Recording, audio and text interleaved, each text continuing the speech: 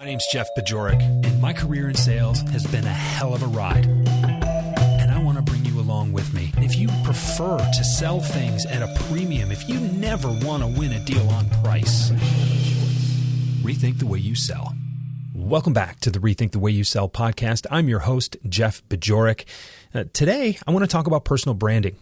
And I want to do that with a friend of mine. Her name is Tara Horstmeyer. She is a personal branding expert. She is a social media strategist, and she is the founder at a little company called Happy Words. You can find her on LinkedIn, but we'll talk more about that after the episode here.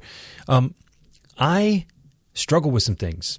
And I talk about that with Tara in this episode. And actually, that was one of the reasons that I hired Tara recently to help me kind of come up with some of the concepts I should be talking about, some of the ways I should be talking about myself. And it was really, really helpful. And I don't know about you, but I tend to, even though I do this, like you're hearing, I have a podcast. I have for years. I've been out there in the public eye, if you will, for years. I'm still a little bit hesitant sometimes as it relates to how I talk about what I do. And I don't know where that block comes from, but I can tell you that Tara has helped me get over it significantly. And I still have some work to do, but I'm really happy with the progress that I'm making. And I owe her a debt of gratitude for the help that she's given me. And, you know, I think some of the big concepts that we talk about in this show particularly are, who are you? How can you help? Right? Stop there. Have you thought enough? Have you done the work to answer those two questions? Those feel like things you should be able to just rattle off the tip of your tongue, but you can't always do that. So instead of just saying, well, I'm not good at this, lean into what it will take to be better at it. That's really, really important.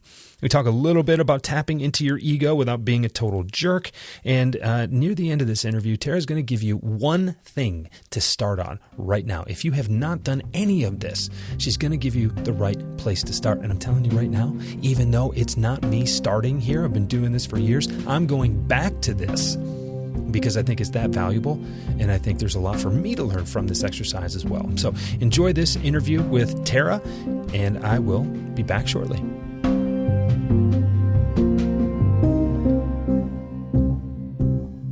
Tara, so good to talk to you. So good to see you. Thanks. Excited to be here, Jeff. So thanks for having me. You know, I had we've known each other for almost a year now in person. Right. And you know, I had seen you on the social channels, and we had followed similar people and finally connected with one another. And then we got to meet at the Outbound Conference in 2021 down in your hometown, which was really fun. And after I met with you, I was like, this is a person who gets it. And so I need some help. I'm calling Tara. I don't know what it is for just yet, but I need some help. I'm calling Tara. And you know, you have helped me understand so many things about myself from a personal branding standpoint that I was in me, but I just needed the right way to get it out of me. You know, and, you know, I laugh. I don't know if you laugh, but you sent me a questionnaire as we started to work together about all these things I needed to answer about myself and who I help and what I do and all these things. And I was really excited to get done. And then I pressed next, and there was a whole other sheet of stuff. And I spent probably 10 hours doing this stuff. And that was my first key that maybe I was looking in the wrong direction. You know, in terms of trying to brand myself. And, you know, I go back and forth about personal branding and what it is and what it isn't and things like that. But I've talked enough. What do you think is really, really important for top performers from a personal branding standpoint? And maybe to just take a step aside from that after you're done, where do you think they miss?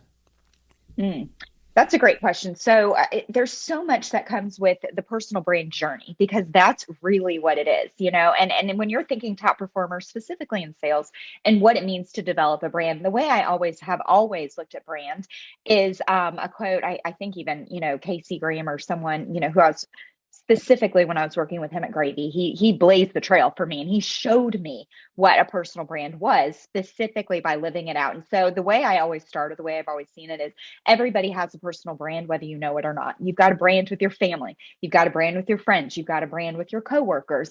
And if you don't know what it is, which most of us don't, we want to know what it is, but that's when you start to ask. You ask specific questions around people that are around you, that experience you outside of you. So this whole talk of like, oh, I don't want to build a personal brand, or that seems egotistical, or that seems outside of me. I'm like, look, you've already got one. You may as well know what it is. You may as well know what you're putting out there, and really the way people are perceiving you.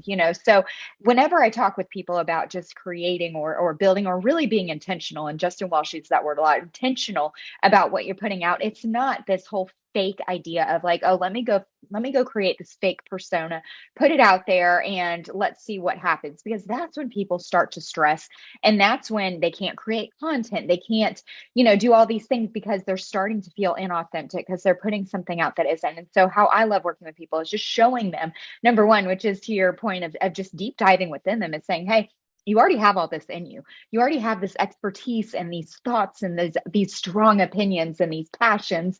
Well, let's take everything that's inside of you. It's really just turning the inside outward and shining a light on things that can help people, because we all have, again, all of these multifaceted parts of us, these interests, these really fun, sides of us that we may not put out on social media. It doesn't mean that that's not who we are, or that's not a piece of us. It just means, hey, when it comes to building a personal brand on LinkedIn, or being someone who wants to, help people as an expert in this area, these are the topics I'm going to talk about repeatedly, not because there's not other sides of me, but because this is what actually helps the people who are sitting at the table.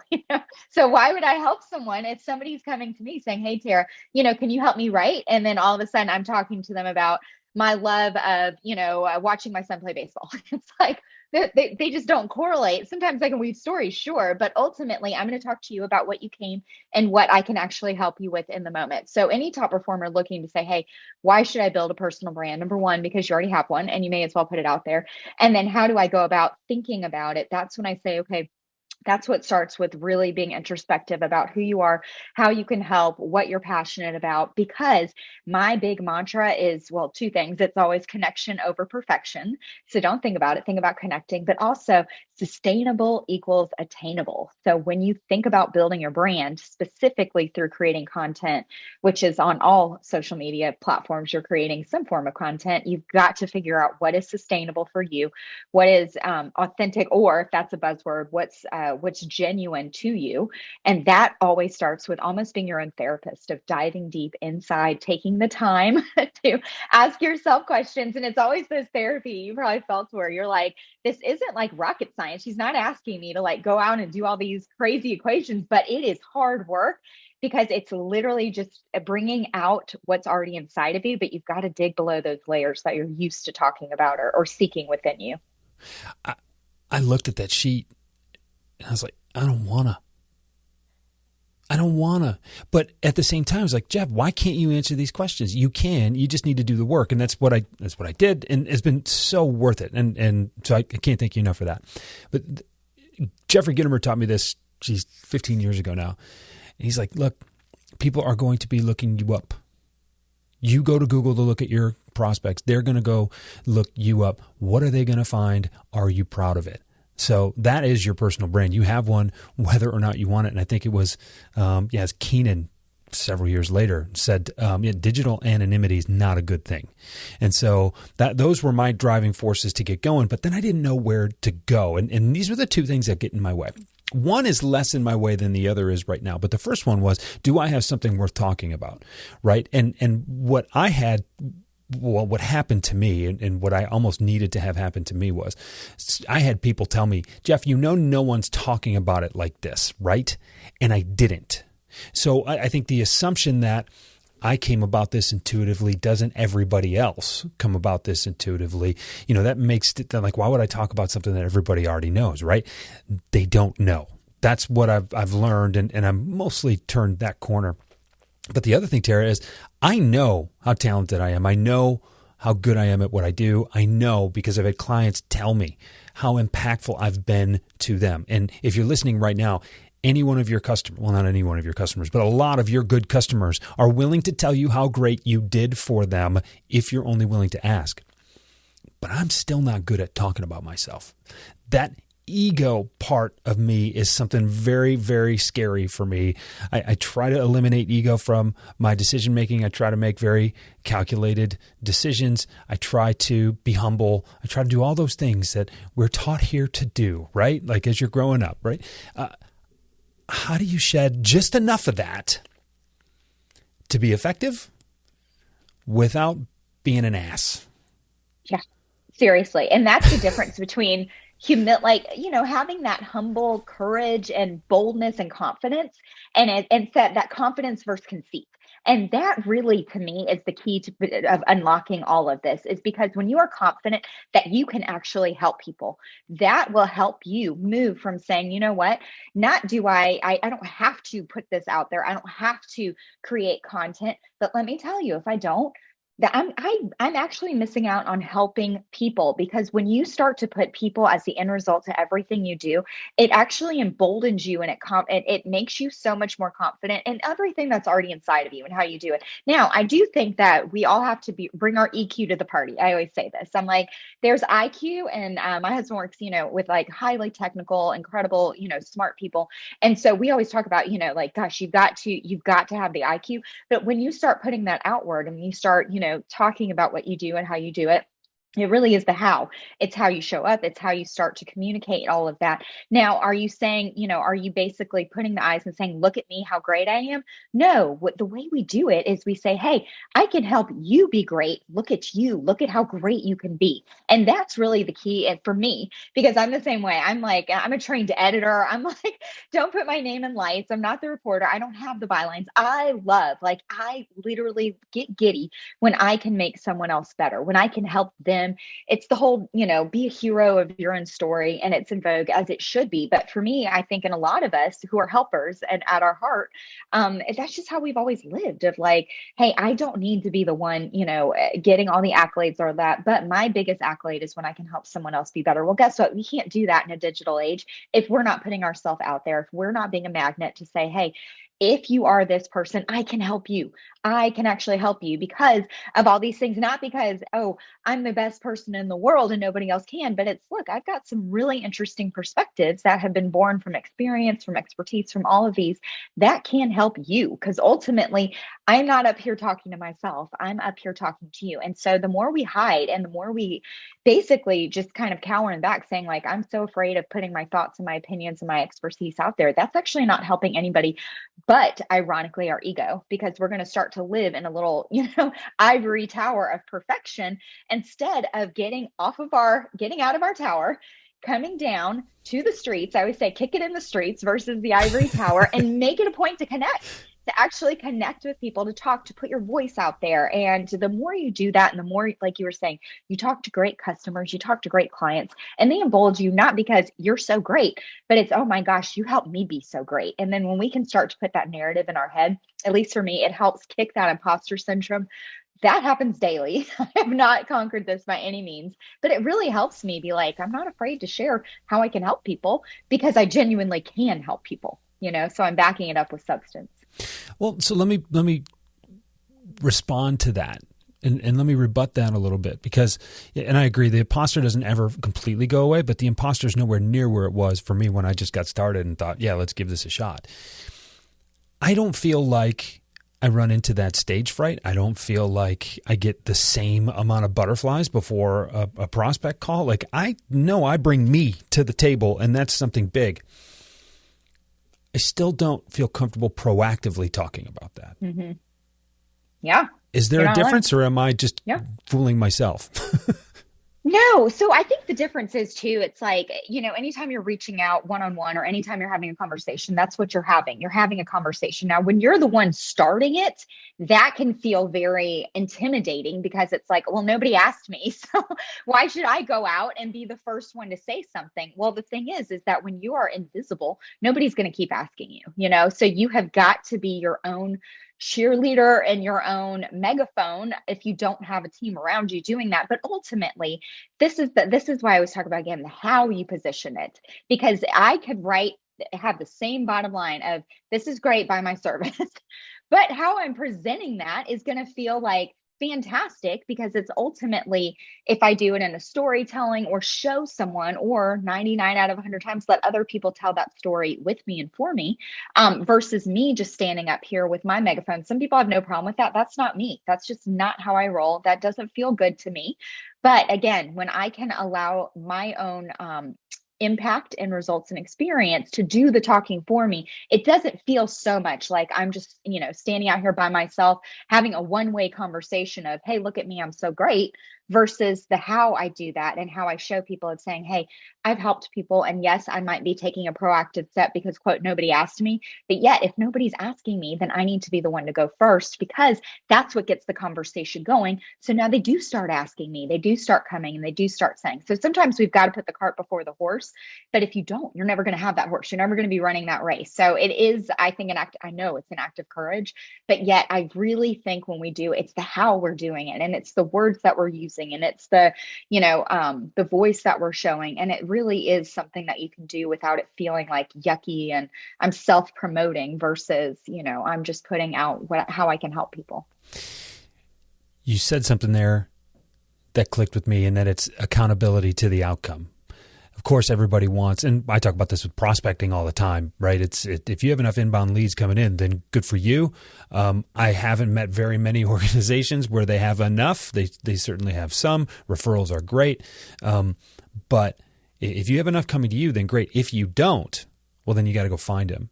And we can talk another time about whether or not the internet at large is the best place for you to go and just put things out there so that people can find you, or should you proactively reach out to people that you already know you can help?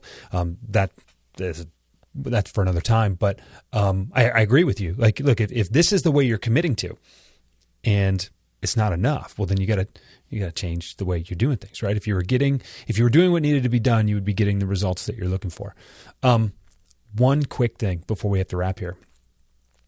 Let's say I am listening right now, and I am 2-3 years into my sales career, and I know enough to know that I could be good. I know enough to know that I like it, and I am not doing much on social media right now to grow or expand or enhance, rather, my personal brand. What's one thing I can start that won't scare me, but it'll be really, really effective? Well, I always say, be a lurker and be a learner, but start engaging and start finding your voice. And I would say to find your voice, you have to give it away. So the best thing that you can do is give it away in comments, give it away in support, give it away. So specifically talking about LinkedIn or wherever your social, however you're prospecting, wherever you want visibility, start supporting people through your words. So doing things that aren't scary. And that's how you ultimately find your voice, is by giving it away. So give it away in DMs, give it away, again, in comments, just putting out little micro content, which is just your thoughts and your words to other people, and then seeing how that feedback responds. Because what you're doing is twofold. You're building a community, and you're finding your voice, because literally that's all I did for like a year before I ever posted anything on LinkedIn, was I just hung out in the comments and DMs, and, until I felt comfortable to put my voice out there. But I found my voice in that. I found it resonated. I found the people, like my people, slowly but surely, who really have become a great tight-knit community. And ultimately, it gave me that confidence through the commenting and finding my voice to just go ahead and start putting my thoughts out there, and, crossing my fingers every time I put something like, hey, maybe this will resonate. I still get that every time I hit post. I'm like, I don't know, maybe this will be great, maybe not. But I'm not afraid anymore of doing that, because after 2 years, I've just been continuing to give my voice away and not worrying so much about anything in return. But when you do that, you're already doing that every day as you prospect, as you're on sales calls. You're constantly giving away your voice and your expertise. This is just a way to do it, visibly and a little more publicly than what you're already doing privately.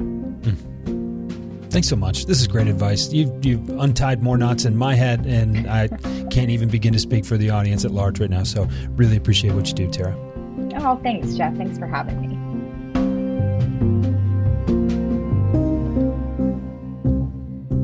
So what's your personal brand? Are you thinking about it a little bit differently now that you heard me discuss it with Tara? I think a lot of people misuse or misunderstand, or both really, the term personal branding or hashtag personal branding. It's way more than the engagement you get on your posts and about finding a billion followers out there on social media. Right? Your personal brand is your reputation. It happens online, it happens offline, it happens when you're there, it happens when you're not there. So what is that reputation? Are you someone worth talking to? Do you have something worth talking about? Are you worth following? Are you worth paying attention to at all? If you're in sales and you're not worth paying attention to, then what are you doing? I mean, that's the whole point, right? You've got ways that you can help that only you can provide, and you need people to understand how you can help if you're going to be able to help them. So they need to start paying attention to you at some point. And your reputation can work for you if you can put it out there in ways that other people will appreciate. And that's where things get a little bit murky, but I'm hopeful that based on the conversation you just heard, that you're going to think about it a little differently and you're going to be a little bit more effective with it. I want to thank my friend Tara Horstmeyer for joining us today, really us, and for going a little bit deeper into what it means to effectively market yourself and what it means to effectively build that reputation online and offline. You can find her on LinkedIn. She said that was the best way to find her. Just search her name, or obviously the link will be in the show notes. You can click right on that and find her. I also want to thank you. You have a ton of choices in the podcast game. You are picking me again, and I am grateful for that. I'll talk to you again soon.